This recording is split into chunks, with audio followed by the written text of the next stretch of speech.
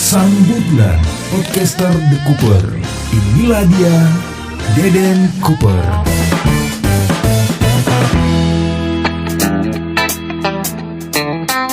Hello there, Assalamualaikum warahmatullahi wabarakatuh. Wah, ketemu lagi nih di episode terbaru podcast gue kali ini ya.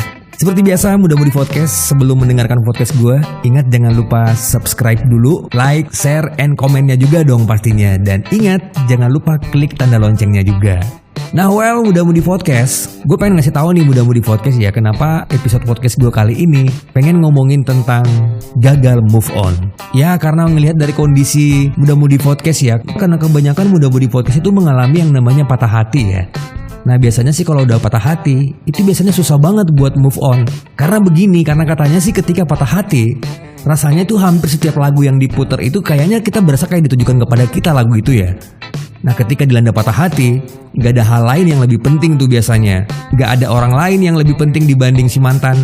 Ya tentunya juga kamu pasti ingin rasa sakit itu segera mereda gitu. Dan ternyata bukan itu yang diinginkan otak kamu gitu kan. Jadi saat hati kita hancur, otak kita itu akan memiliki rencana yang sangat berbeda. Jadi perbedaan rencana itu malah memperburuk keadaan sih biasanya. Kalau kamu ingin move on secepatnya, jadi kamu harus perlu tahu dulu gitu kan, kapan kamu harus percaya kepada otak kamu atau nggak percaya kepada otak kamu.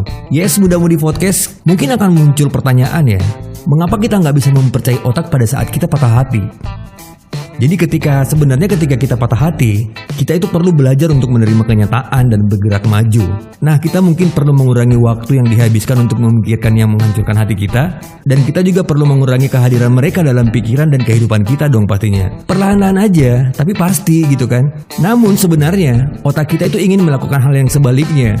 Nah, otak kita itu ingin memikirkan orang tersebut sepanjang waktu dan mengingat-ingat rasa sakit yang ditimbulkan tuh biasanya. Otak itu menginginkan hal itu karena ia berusaha untuk melindungi kita. Jadi dengan cara yang biasa dilakukannya gitu kan.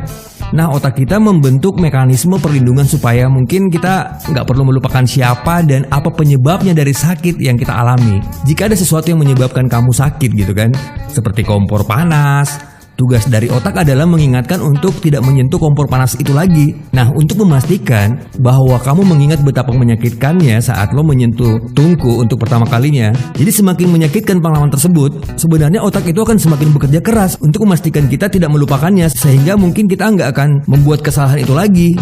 Jadi mengingat betapa meniksanya patah hati ini Mudah-Mudi Podcast ya. Coba deh pikirkan melakukan semua hal untuk membuat rasa sakit itu tetap segar di dalam pikiran kita. Akibatnya otak kita akan menipu kita untuk berpikir, mungkin kita bisa mencoba memikirkan mantan adalah yang terbaik dan satu-satunya. Jadi pikiran kita akan mengingatkan kita akan kualitas terbaik dari sang mantan. Jadi gak heran mungkin ketika kita putus, kita hanya akan mengingat hal-hal yang bagus dari mantan saja. Namun sebenarnya Mudah-Mudi Podcast, penggambaran yang gak seimbang, gak realitas, ideal dari orang yang menghancurkan hati kita sebenarnya hanya akan menambah rasa sakit. Coba deh pikirkan hubungan kita dengan mantan adalah hal yang bisa membuat kita bahagia sepanjang waktu. Ya tentu ada banyak momen yang bisa membuat kita tertawa bahagia. Tetapi kita juga perlu mengingat momen yang membuat frustasi, menyebalkan atau menyakitkan. Bener gak tuh Mudah-Mudi Podcast? Nah, mungkin Mudah-Mudi Podcast juga bisa coba memikirkan, jika kamu mengirim teks atau mengirim chat atau menghubungi mantan, itu sepertinya kamu akan merasa lebih baik dong pastinya. Nah, dorongan untuk mengirim chat, pesan atau telepon atau email atau apalah gitu ya ke mantan sebenarnya memang akan semakin kuat. Namun, jadi melakukan hal-hal tersebut itu sebenarnya hanya akan membuat kita itu akan merasa lebih buruk gitu sebenarnya. Dan tanpa kita sadari sih biasanya gitu kan. Nah, kalau berbicara mengenai perpisahan kita dengan mantan kepada semua teman-teman kita, sebenarnya itu mungkin akan meringankan rasa sakit. Jadi begini ya Mudah-Mudi Podcast, kalau berbicara mengenai kejadian menyakitkan secara emosional itu wajar dan bahkan berguna jika kamu melakukannya dengan intensi untuk memecahkan masalah. Tapi ada tapinya nih, hal ini gak berguna jika kamu hanya melakukannya untuk mendapatkan validasi. Membahas detail yang sama berulang-ulang sebenarnya hanya akan membuat kamu itu merasa lebih buruk tuh sebenarnya. Nah, mungkin kamu juga bisa coba pikirkan bahwa kamu harus tahu alasan kenapa kamu putus. Jadi mengetahui alasan yang jelas tentang mengapa hubungan kita berdua putus, itu gak bisa dilanjut sebenarnya bermanfaat. Tapi sebenarnya gini, namun sedikit dari kita yang mendapatkan penjelasan yang jelas sih sebenarnya, penjelasan yang jujur dalam hal seperti ini ya. Biasanya sih kalau udah putus nggak ada penjelasan yang masuk akal gitu kan. Nah, mencoba memahami isi kepala mantan sebenarnya adalah keputusan untuk berpisah sama saja masuk ke lubang kelinci gitu. Nah, mencoba memahami isi kepala mantan dibalik kenapa keputusan untuk berpisah sama saja sebenarnya masuk ke lubang kelinci gitu. Jadi, cara terbaik mengatasi hal ini adalah dengan menerima bahwa setiap orang itu bisa berubah. Atau mungkin kamu memang bukan jodoh yang terbaik buat mantan. Nah, gimana tuh Muda-Mudi Podcast setelah mendengarkan cerita gue di podcast kali ini? Semoga kalian yang gak bisa move on akhirnya kembali bisa move on dong ya. Ayo semangat, pasti bisa dong ya.